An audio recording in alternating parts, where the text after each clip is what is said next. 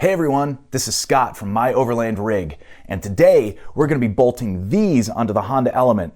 It's going to be a lot of fun, so you want to stick around and check it out.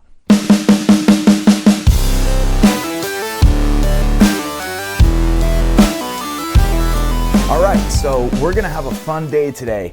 What we have here is a new set of tires and rims for the Honda. I wanted a new set of all-terrains, and I chose the Toyo Open Country AT3s. They have fantastic reviews, and in the past I've actually ran Toyo Open Country AT2s for multiple sets. They've given me long life, great traction on the dirt, and they were a little bit iffy in the snow. So I'm very curious as to how these are going to handle in the snow. These are rated for severe weather, so I am very curious as to how they're going to compare to the AT2s that I've had in the past. I was always pretty happy with the AT2s, but I've heard that these are actually better in the snow. So I'll definitely report back after I have a couple miles on them.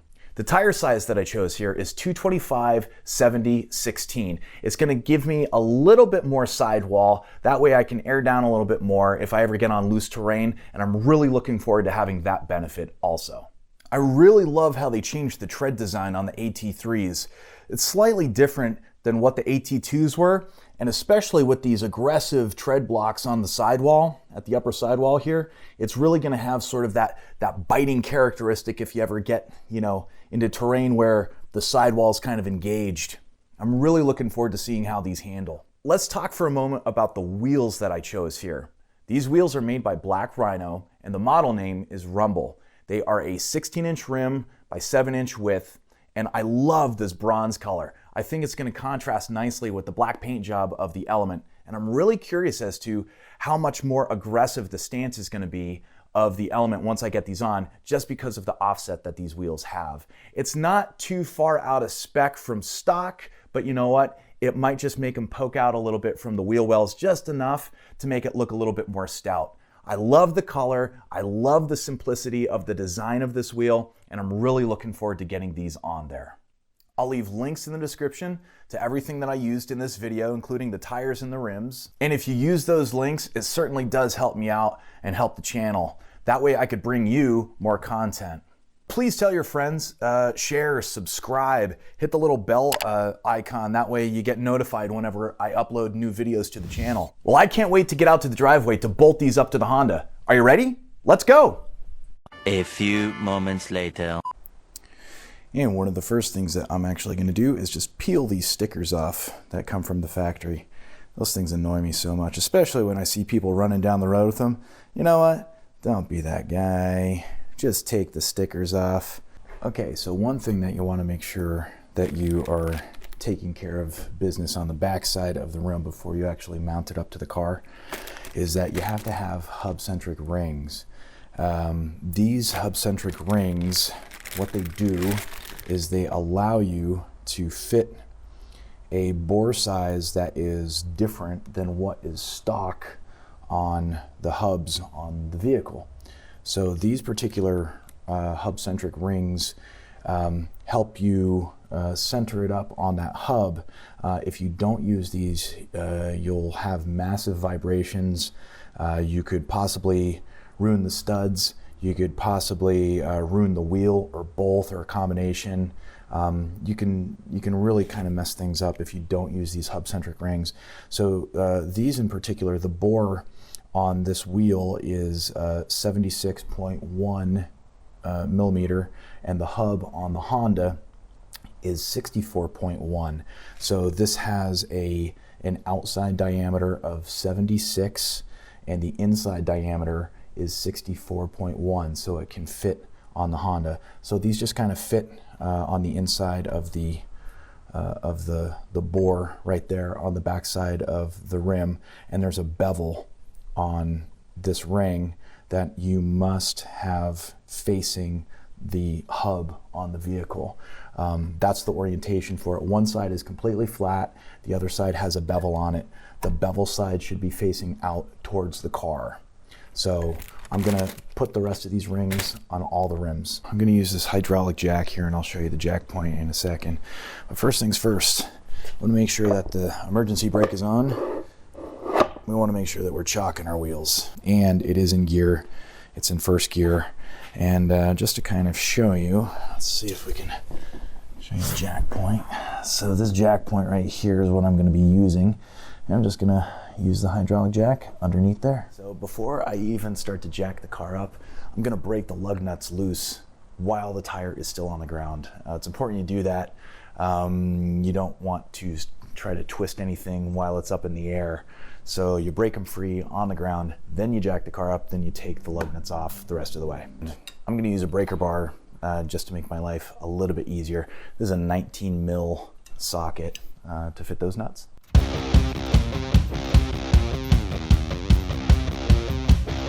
Okay, now I'm going to jack it up and get them off the rest of the way.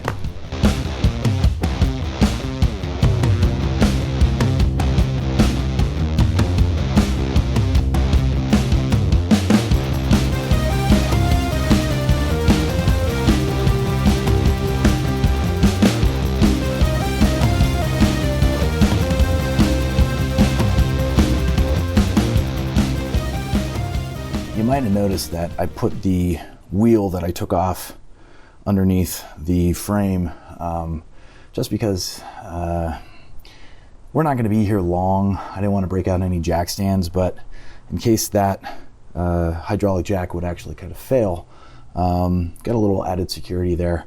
But while we have the wheel off, we just want to make sure, take a wire brush or something and just kind of make sure that the hub and everything is nice and clean and cleaned up as much as possible here. There we go. And also while we're here, not a bad idea to actually take one of the hub-centric rings that you have and actually take the beveled side and put it towards the car and make sure that it fits, which these do. So that's good. All right, let's get this wheel on.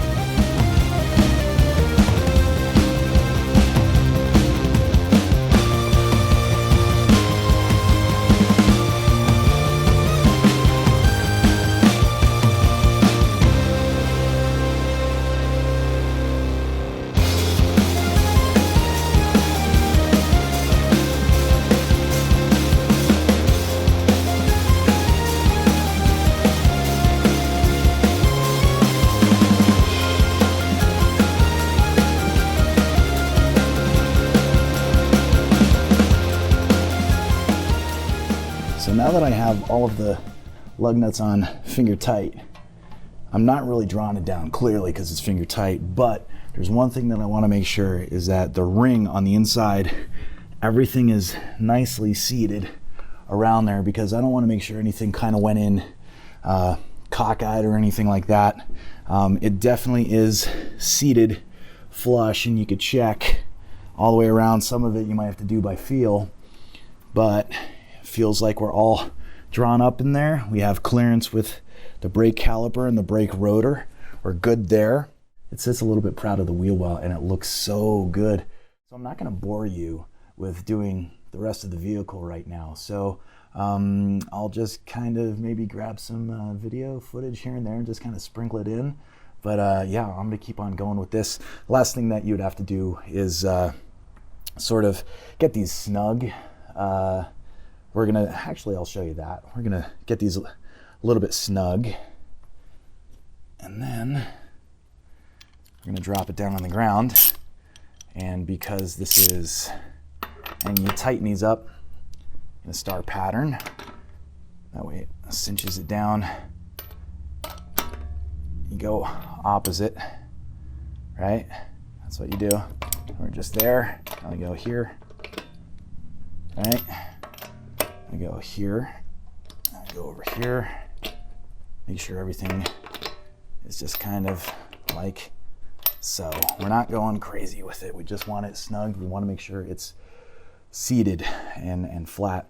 Now that I've inspected all of that, I've drawn them down snug, we can actually remove the tire from underneath the frame and then let the car down off the jack, and we're going to torque these to 80 foot-pound, pound-feet I don't know. I get that confused all the time. Leave down in the comments below if you get confused about torque specs. Is it pound-feet or foot-pounds? Is it pound-feet? How do you say it?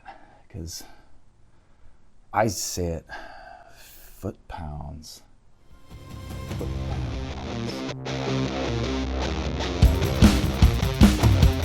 So if you don't have a torque wrench, you probably should.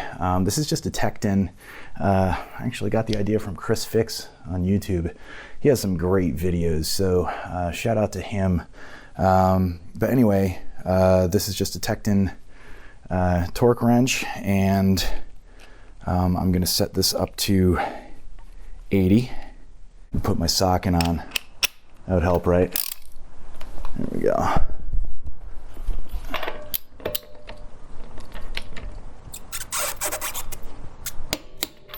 There we go. One. Oh, you see it slipped. And tighten that down enough. There we go.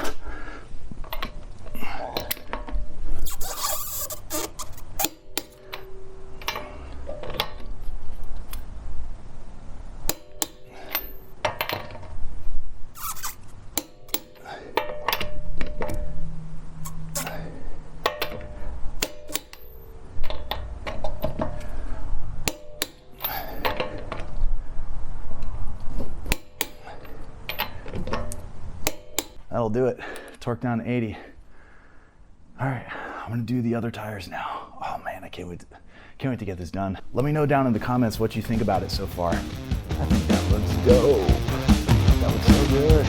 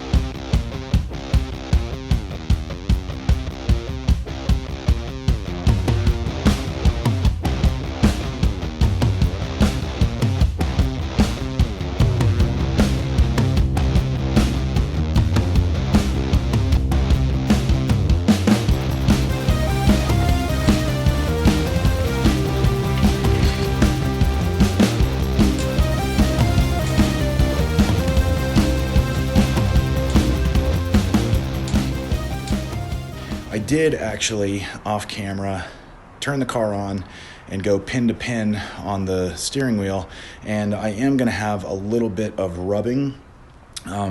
It's not bad though. I'm going to take it around the block here and just kind of see, but it's only at extreme pins that I would actually have any sort of rubbing. So I'm not necessarily worried about it. I'm going to keep my ears on it and see if I could hear it, feel it, you know, whatever. But anyway, I'm not necessarily worried about it at the moment. I might have to chop some plastic in there a little bit, or maybe a lift kit would fix this slight minor detail. I don't know, maybe.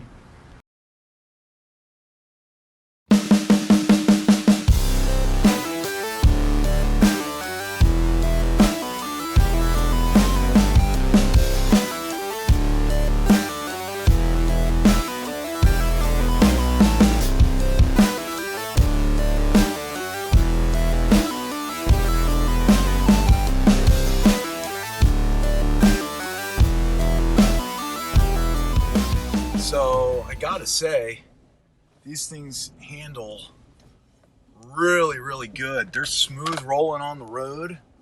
I just kind of hit a little bit of dirt here, nothing crazy. And I gotta say, it's really, these things are good. I really don't have any complaints with them yet. I mean, I have 15 miles on them at the moment. But I gotta say, they look awesome. I actually just heard a stone just kind of actually jump up and hit the paint. I don't know.